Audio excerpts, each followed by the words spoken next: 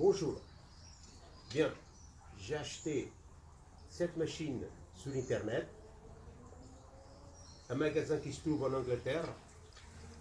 Et quand je l'ai reçu, je me suis aperçu par rapport au que j'ai déjà vu sur Internet qu'il y avait des petites choses qui n'étaient pas bien.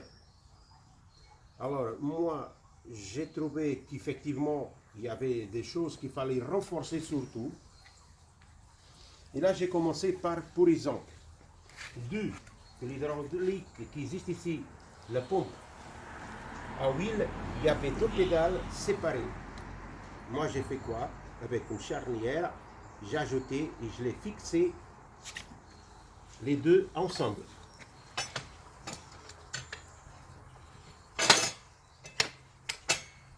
Comme ça, on peut soulever plus rapidement, bien sûr, le piston de façon à fendre le bois plus rapidement. Les deux pédales à la fois. Deuxième chose que je me suis aperçu, c'est ici vous avez une petite manivelle que chaque fois j'étais obligé de descendre, me mettre à genoux pour carrément fermer et ouvrir.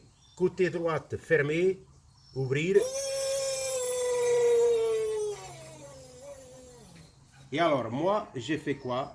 J'ai ajouté cette poignée, lequel je peux carrément, côté droite, ça se ferme.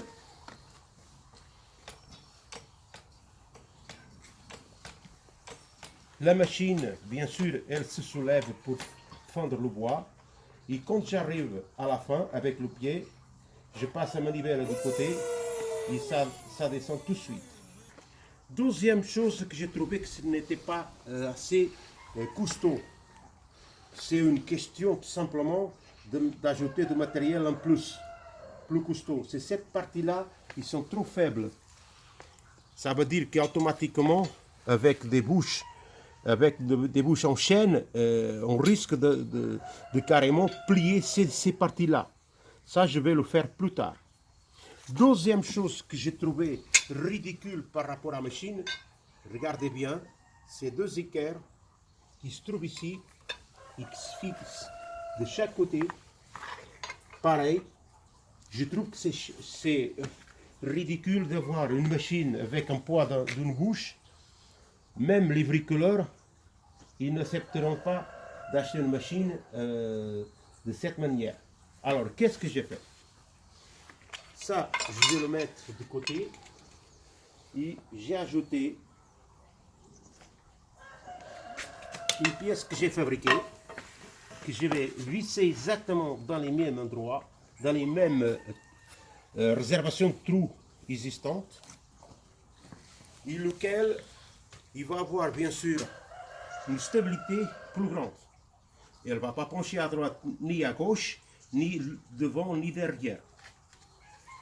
Deuxième chose que j'ai trouvé aussi, ce n'était pas assez correct, vu que quand on met une bouche, on est obligé de la tenir juste au moment qu'elle va être fondue par la machine.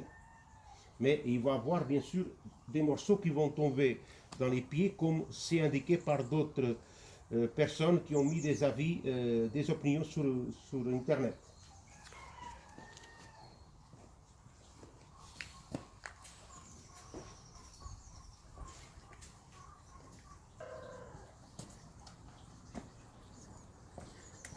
Alors, j'ai ajouté cette pièce que j'ai fabriquée.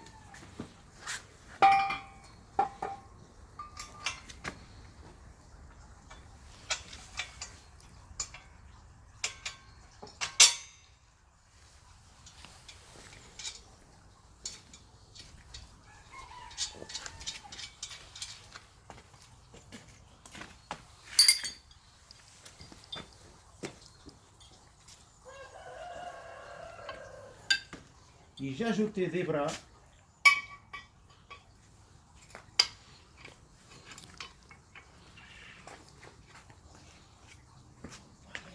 C'est pas comme ça.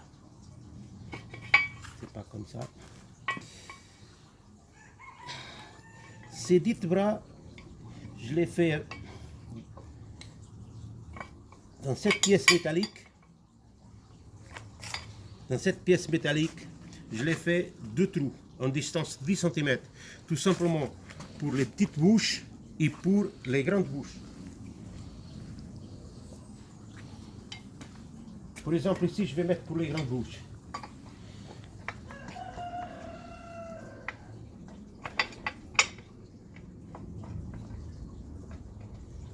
Voilà, pour les grandes bouches, mais moi, je veux faire uniquement avec des petites bouches.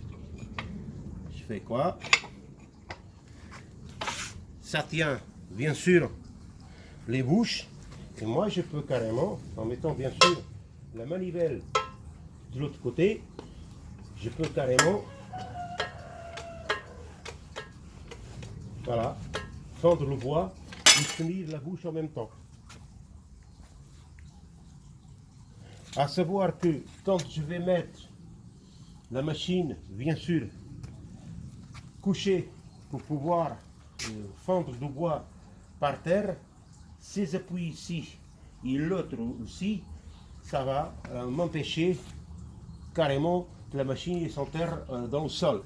Dès qu'on va utiliser ça, bien sûr, dans des sols qui n'y a pas de tout venant ou d'autres, toute la machine ne s'enterre pas. Et là, il suffit de retirer ça. Et bien sûr, on part sur la même histoire d'ajouter ça pour faire travailler la machine.